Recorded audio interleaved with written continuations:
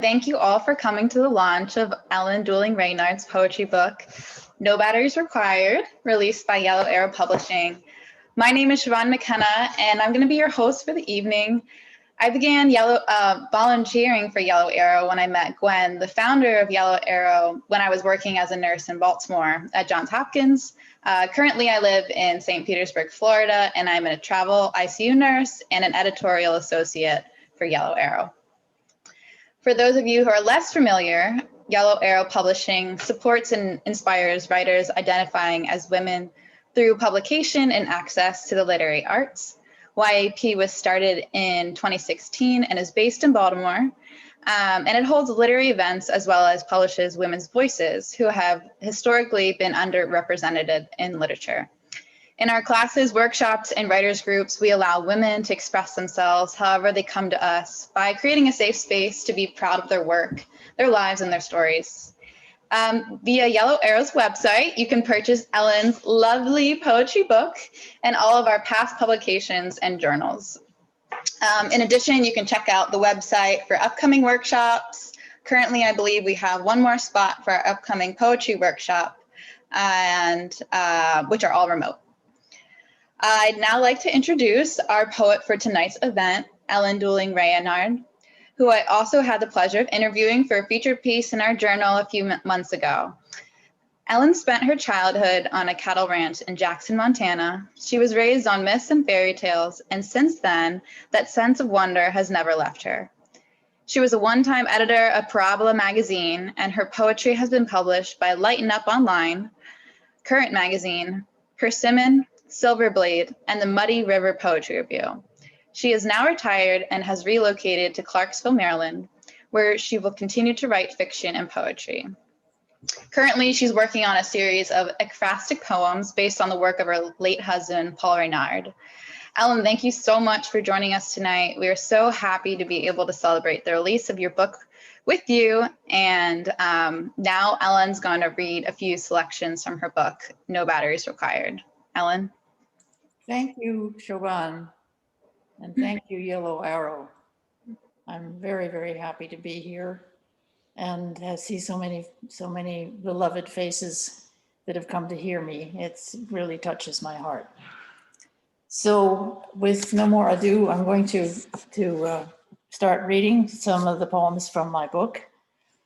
The first one is, it's the first poem that got some positive feedback from my friend Judy Ray, whom you will meet shortly, as being really being a poem, because I wasn't sure I was actually writing poetry. So it's called The Cricket. The cricket appears from nowhere to sit on the rim of my water glass. After flexing his various legs, he turns and walks along the rim, tiny gymnast on a balance beam. Then he stops, straightens and rebends his two back legs, and disappears. It takes a moment to find him again on the hydrangea in a vase 6 inches away. In a space of time too short to measure, he moved from one world to another. Do I also belong to two worlds? Are they in fact not so distant, but as close together as his? Can he teach me, in a moment too short to measure, how to move from one to the other?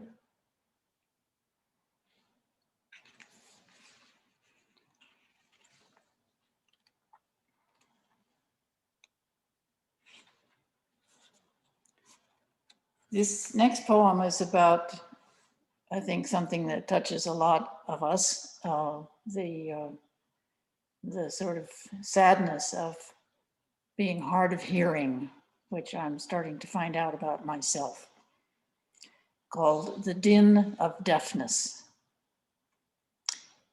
The empty hallway stretches between them, filled with echoes.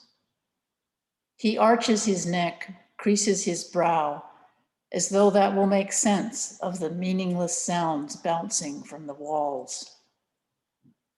She strains to make him understand. Her hopeless cries turn shrill, and the hallway lengthens, resounding with pieces of syllables, howling vowels. He shrugs in anger as if it were her fault he cannot hear, then retreats into isolation. She withdraws into her shell. Two lonely crustaceans divided by silence. So it's a little bit of a downer, but.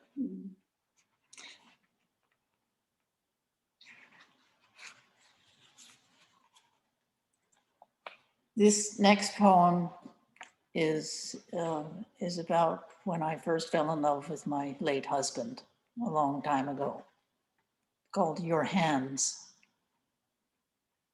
One night when we were young, we sat on a stone wall listening to the sea.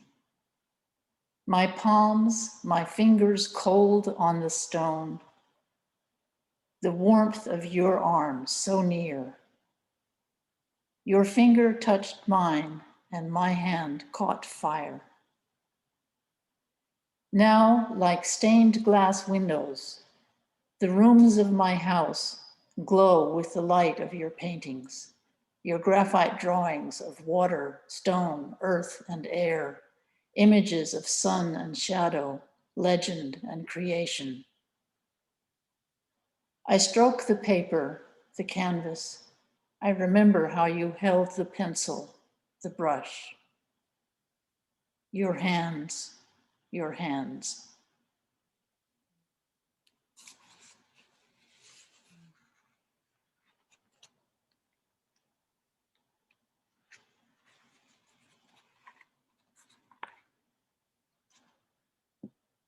This is about an event that maybe my brother will remember back in Montana, which was where I spent my childhood.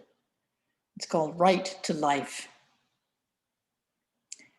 Rippling black fur matted with burrs, he ambles along the forest floor and into the clearing where my family is picking bear grass.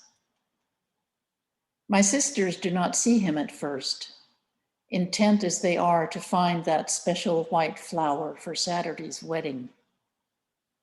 But the husbands and brothers, ever watchful for such an opportunity, cock their guns and take aim. No, I cry, what's wrong with you? Why the guns? Why must you kill? The creature lumbers into the shadows and the men lower their rifles. As rage melts, I put my hand on my belly and feel the stirring of my unborn child.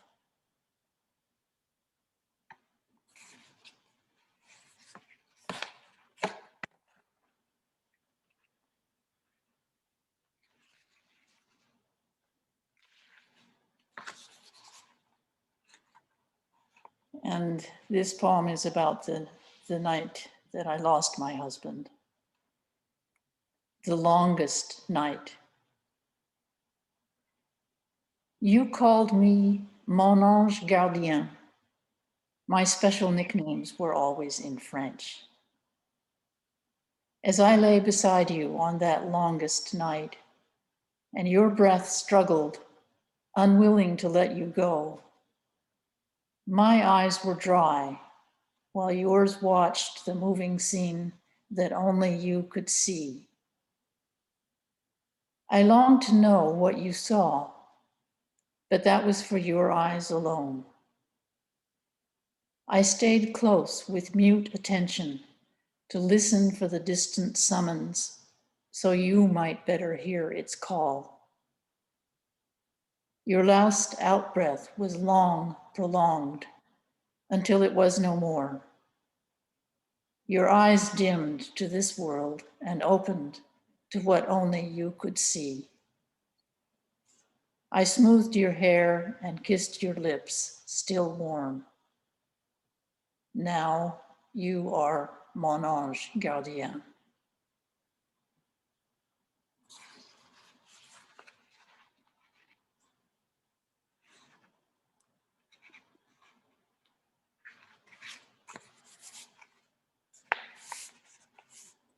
This next poem is dedicated to Coco, who is one of my daily inspirations.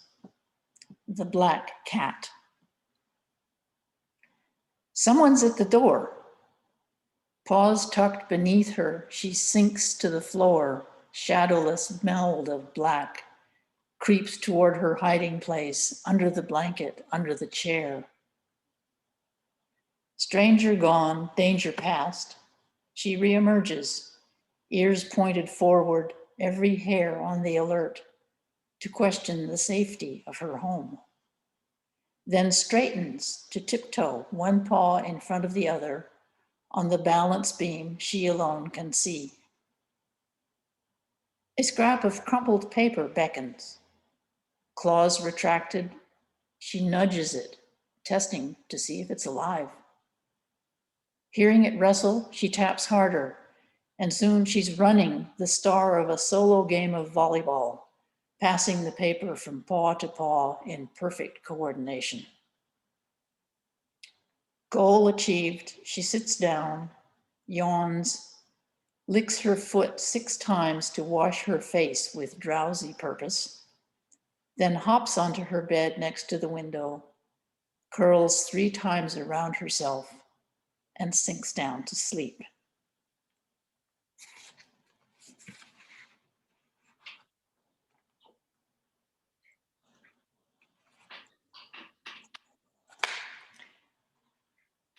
I seem to have gotten a lot of inspiration from insects, so this one is Ladybug.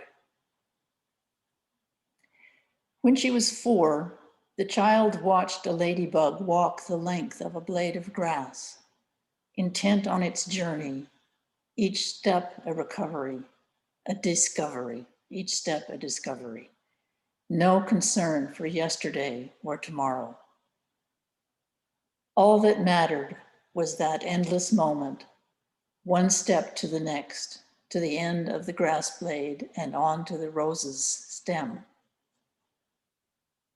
When she was 14, the girl began to measure her yesterdays, plan her tomorrows, and forgot that once upon a time had no beginning or end. When she was 34, with a toddler at her knee, the woman barely noticed while the child watched the creature's every move, as a ladybug climbed between the rose stem's thorns. When she was 84, the old one dropped her past like a well-worn sweater and greeted each new day with surprise. She sat in her rocking chair as the sun rose from behind the hill and saw a ladybug reach the top of the stem and blend with the red-orange rose petal.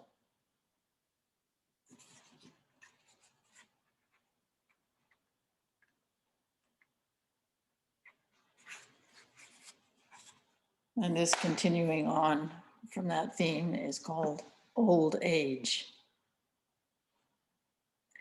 These are the best years, when it is no longer necessary to prove anything to anyone, when it is safe to let go and enjoy the free fall from obligation to exploration, as if everything past is yet to be discovered in memory's watchful reconsideration, as if this moment is yet to be savored when we step onto the slippery rocks of an unknown passage.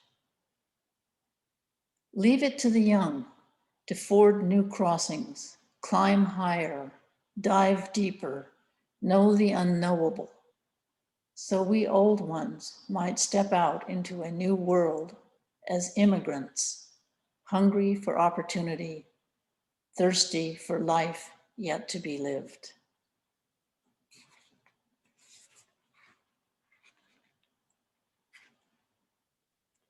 And the last poem, although you've probably all heard it because it's been on the website, is the title poem for this collection, No Batteries Required. I write in pencil, the original computer of pine wood, graphite, and rubber, instead of metal, plastic, and that mysterious something called circuitry. This small computational device is simple and just. One end for enter, the other for delete. No batteries required. Thank you.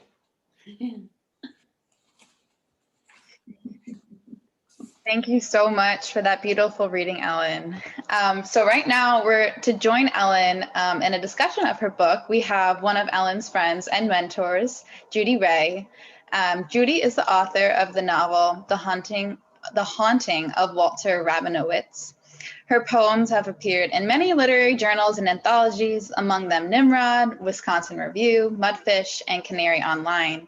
And her essays have appeared in Sierra Heritage, Tahoe Quarterly, and the Sacramento Bee, as well as online at San Francisco's NPR station KQED.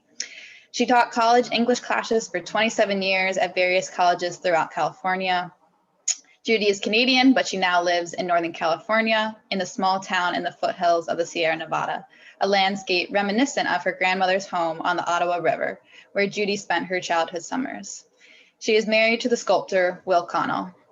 We are so happy that Judy's here to talk with Ellen about her poems and the writing process. After we will have a question and answer, so you guys can think about questions as they do discuss.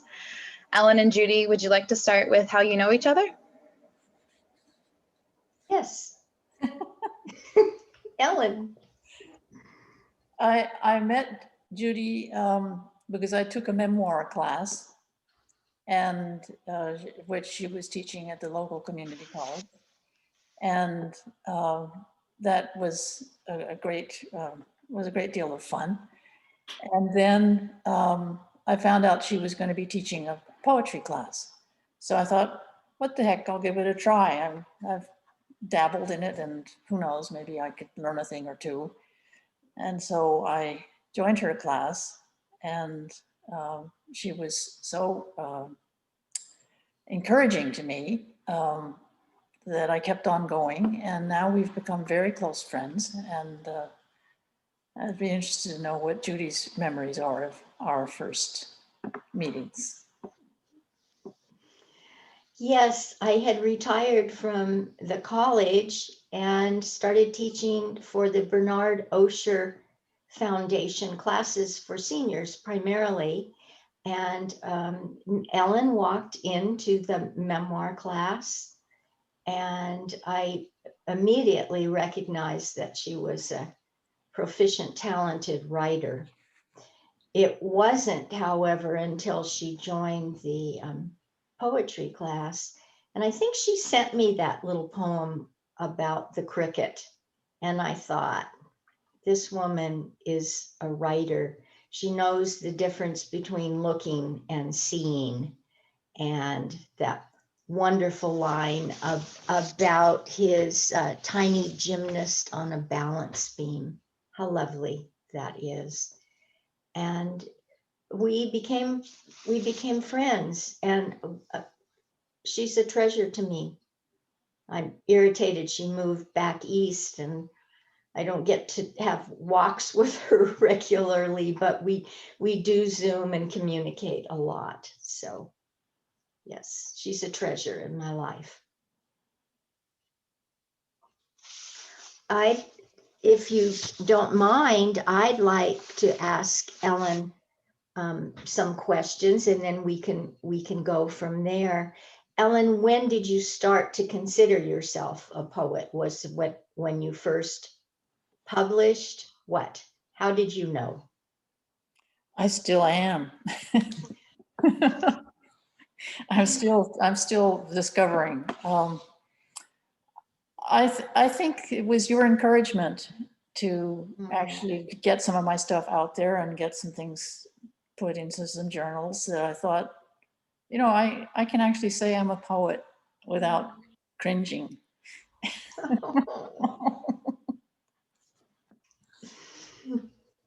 Well, I knew you to be a poet, even if you hadn't published. That was very clear to me from the outset. Do you want to tell us a little bit about your writing history? I know it, but perhaps others listening may not. Well, I started out writing nonfiction, and when I worked for Parabola as a editorial assistant and then as co-editor. But that was all nonfiction and theme-based material. Then at a certain point, my husband told me I should write a novel. So I tried writing a novel, which turned out to be a thinly disguised autobiography. So I haven't, it's not going anywhere. And then that interest in writing autobiography is what brought me to your class of memoir, because I wanted to follow in my mother's and my grandfather's footsteps and write something for my family about my life and when they came into it. And then I dabbled a little bit in short stories, and it seems as if everything I was trying was going to be a little shorter than what I'd written, what I'd tried before. I went from novel to memoir to short stories, and then poems. And my poems are not very long. So I'm finding the beauty of fewer words, but the importance of what these words are. I think that's sort of it in a nutshell. I have read Ellen's memoir and it's wondrous. What is the title again? I don't have it right in front of me, Ellen. It's, what is the title of it? Our Yesteryears. Okay. And it tells the tale of her magical childhood in Montana. And I was quite taken in when I heard that at first. So that was another entree when she shared that with me as well. So you've told us a little bit about your writing history, how you started. Ellen and I were also for a brief time in a fiction group together, and we're also in a poetry group, which is a women's poetry group, which is sustaining, I think. We try to give each other positive feedback and just listen. Let me ask you how you decided to publish with Yellow Arrow. Well, they accepted me. But I was also very drawn to the fact that they worked primarily with women writers, and I found that, you know, I like that.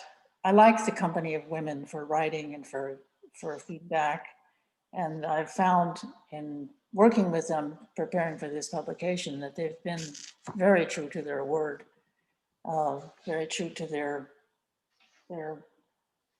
ethos, that they're very encouraging, very supportive, and they're really a good publishing company, and I think they deserve a lot of support. I agree. From what I've seen, the few Zooms that I have been able to participate in, it's quite amazing. Actually, I've not seen other small publishing houses do the same for their poets. So congratulations to Yellow Arrow, certainly. Tell us about what it was like the first time you were published, the excitement of that. When you read, was it an email? I'm sure it was an email, not a letter. What was it that when you first heard?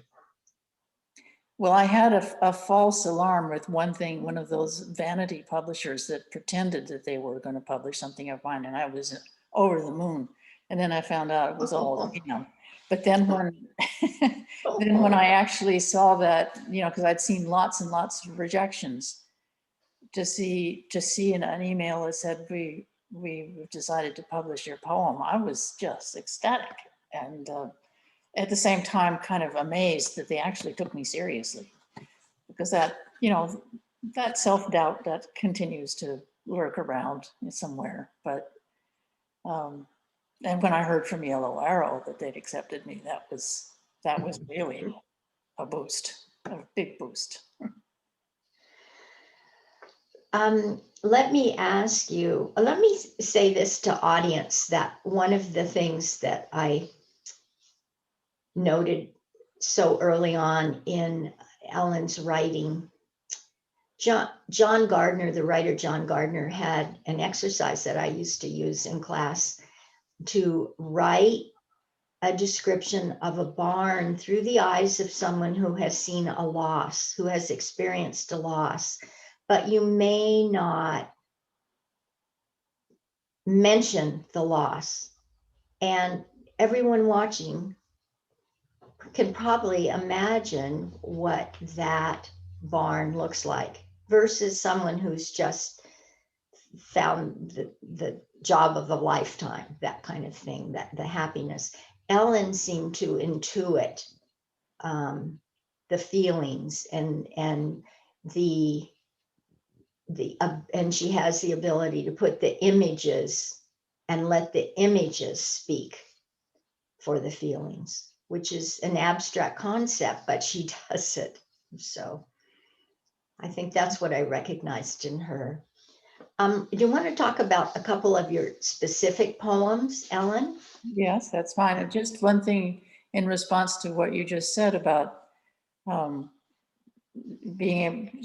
trying to write about something without saying what you're saying was a large part was I learned from my mother working for Parabola magazine, that she always encouraged us to write what she called double talk, indirectly about what we were trying to expose in, because the themes were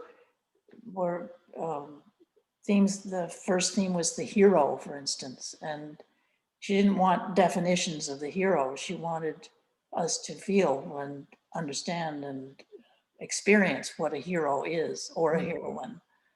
Mm-hmm. So that was, she was part of my formation in that direction. And she also was a poet and wrote some beautiful poetry when she was quite young. So I learned from her sometimes in a little bit after the fact, after she died, how important it is to be able to write about, to find language to write about something that there is no words to describe. Nicely put. Not in ideas, but in things, as William Carlos Williams said. Let's look at your poem, Ladybug, which also touched me the way Cricket did. And again, looking so closely at this little tiny insect and moving from it, but to the different stages in a woman's life, watching. Did you know where you were going when you started? Most poets will say oftentimes they don't know where they're ending up, but tell me about this poem. I don't really remember, but I think I didn't know I think I thought I was just writing about a ladybug, and then I thought I was actually writing about life. Yes. We're never just writing about ladybugs or crickets, I guess. The poem about your husband's passing is so very powerful. And I think others who have experienced such can relate to the sensitivity and the love that shines through this poem. Yes. Thank you. And then the one about deafness, I can relate to. My husband wears hearing aids, if only he'd wear them. So. Are there other poems that you'd like to talk about specifically? Oh, The Right to Life, the one about the bear and you as pregnant woman, is so powerful. Ooh. And I kind of cheated on that one because it was actually my sister who was pregnant. So I just changed places with her for the poem. Okay. That's okay. That's okay. But I know what it feels like to be pregnant, and I know what it feels like to wish that seeing a wild animal does not mean you have to get a gun. Yes. So we were on the same page about that. Okay. Good work. Anything else here that you want to talk about in terms of poetry? This is almost as good as having you in my living room, but not quite. Well, I must say I'm looking forward to continuing. I mean, now I really want to write more, and my next project is to write about my husband's art, because he was a French painter who exhibited a lot in New York area during the 60s to the 80s. And I have his whole collection of paintings now and drawings, and I'm finding it, I never heard the term ekphrastic before until I met this wonderful Persian poet in California, Ruja Mohat Hassesi, who was writing about her uncle's art. And I thought, oh, well, I could actually write about Paul's art. So I have seen some of those poems as well as the paintings, and they're very powerful. I'm looking forward to seeing that in book form as well. and he actually asked me to write about his art. Oh. I thought he meant prose. And of course, it's only now that I'm doing it. So I hope he knows. He knows. He knows. Thank you, Ellen. Thank you, Judy. You've been very encouraging. And I remember the day walking away from the class towards the elevator, and you said, you have a good voice. And I thought, I've heard that term before, but to be told that I had a good voice was very, very encouraging. So thank you. Thank you both, Judy and Ellen. It's so nice to hear more about your poetry process and a little bit more behind the poems and how they came to be. So now we'd like to open the forum to any questions to the audience. Feel free to unmute yourself and ask a question personally, or you can type a question in the Zoom group chat as well. Anything is great. Well, I have a question for Ellen, my old friend. Speaking of the Ladybird poem, I was very strongly reminded of the Katha Upanishad and the story of the inchworm as it climbs the stalk before it reaches out to cross over to another world. And I wondered if that was partly in mind when you composed that poem. No.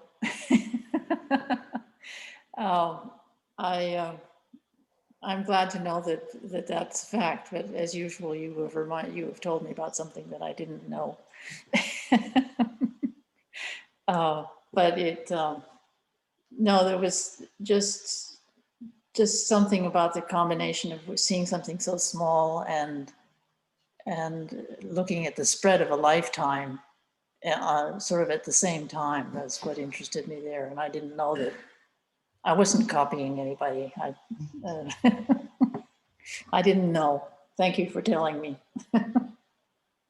Well, you touch on a very ancient theme, and it's wonderful that you didn't know. In fact, it's better because it bridges an enormous gap in poetic literature from the Upanishads to Ellen Reynard. That's an amazing gap of time.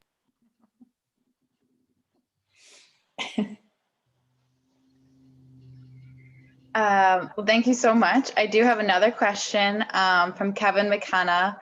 He said, I love No Batteries Required. When did you first get the idea for that poem? It's very relatable. I think I heard somebody once say something about a pencil being one end for enter and the other for delete. So I can't really take credit for the idea completely, but I thought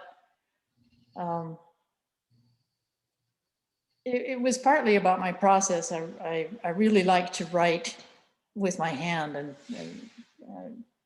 moving across the paper and erasing and crossing out. And then I moved to the computer, and as I'm keying it in, I'm doing my first revision of it. But it's, I don't know where I heard that idea that a pencil was the simplest version of a computer, but I can't really take credit for it being my idea. Do you still write in pencil all of your poems first? Yeah, sometimes in pen if I can't find a pencil. Pencils are better because pens don't have the delete end. That is true. Does anyone? I'd love to. Yeah. Oh, sorry. Okay. Ellen, well, first of all, congratulations. I'm very excited for you, and thank you so much to everyone who's supporting Ellen tonight. I would like to know, Ellen, what it feels like to you to, one, like, have people reading your poetry. So, sharing it in the written form, and what it feels like to read it and have people be listening to you speaking the words as you intended them. Well, it's, I don't know, when people read, when somebody sits down with a book, it's a very personal relationship with the, it's very inside of one's own atmosphere in a way. And I'm not sure if that's what you're asking. And reading aloud, I feel, especially in this format of seeing all of these faces of all of my many, many very dear friends, it expands out from being just me and these words. It expands out into a kind of sound. So I'm not sure if that was what you were asking. It doesn't even matter what I was asking. I liked your answer. So thank you so much for sharing that. I think similarly, we have another question from Susan Warden who said, could you speak to your poem creation? That's another one that is in the book that I didn't read tonight.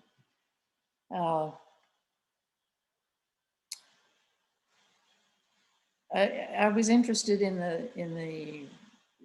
the idea of a beginning and what it must have felt like in one's sensation of one's body to be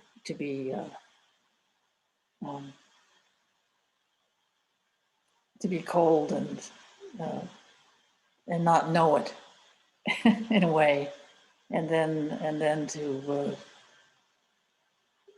to be pierced by more energies and to begin to sense things that one didn't sense before. I don't know if that, does that answer your question, Susan?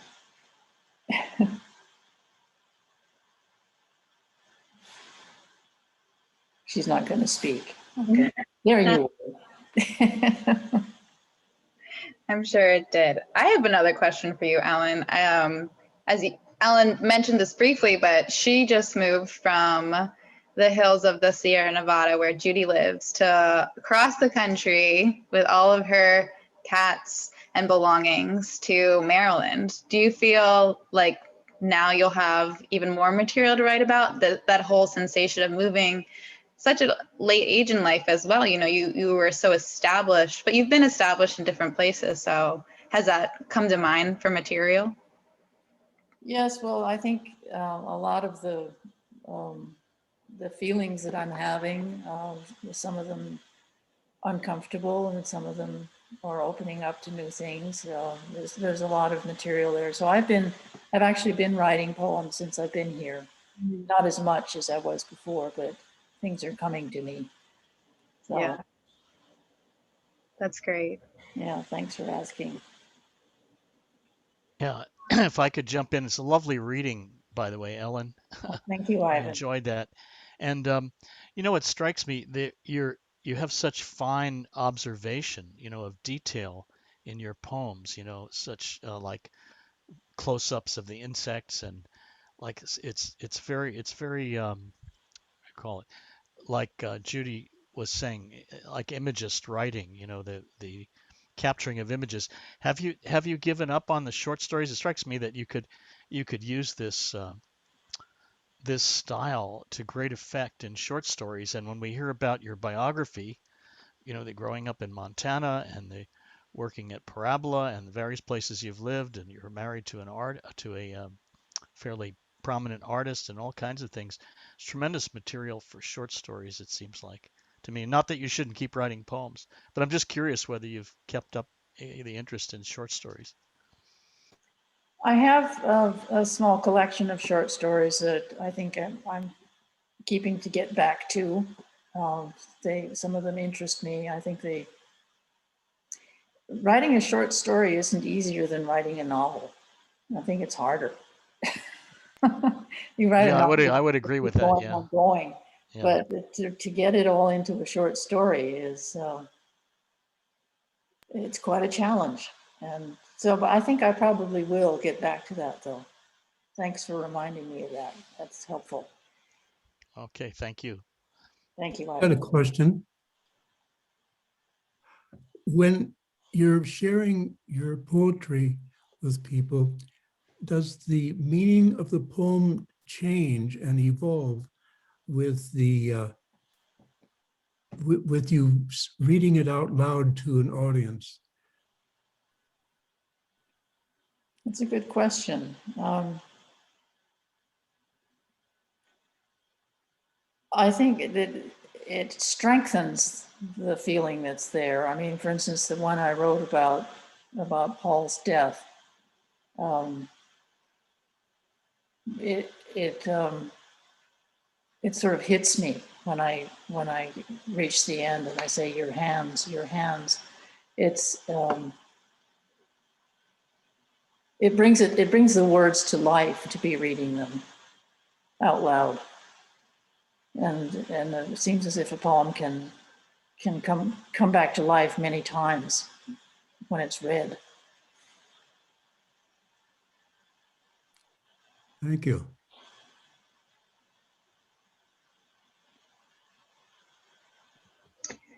Does anybody else have any final questions before we begin to wrap up? I've got a quickie. Hi, Ellen. It's Oh, Rachel from Rachel. Vermont. There was a double rainbow, well, not a double rainbow, a single arch, full arch of a rainbow while you were talking over here. So I just wanted to let you know. Oh, great. Poetry is magic. And I want to know, moving across the country, has that changed your voice at all as you're writing a little bit more poetry, or changing your perspective a little bit when it comes to your writing? I think it's too soon to say.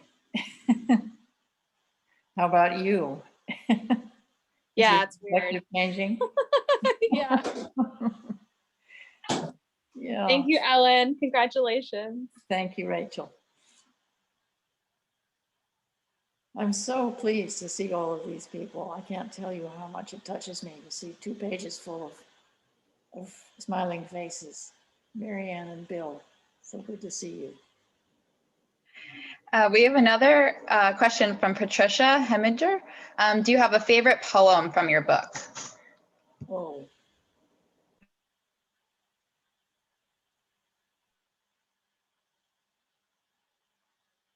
I think I like creation quite a bit. I'm not sure if it's my #1 favorite, but could be. I don't know. I'm friends with all of them. They're like my children. You don't have a favorite child, and you don't have a favorite poem either. Why do you think creation pops to your mind as your favorite, even though you like all of them?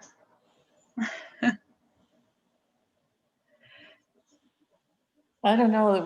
There was a freedom in writing it that had to do with spacing and punctuation and stuff. That was the first time I tried something like that, just to not bother about the thing being absolutely correct in terms of sentence structure and things like that. So it was a kind of a new direction for me, I think.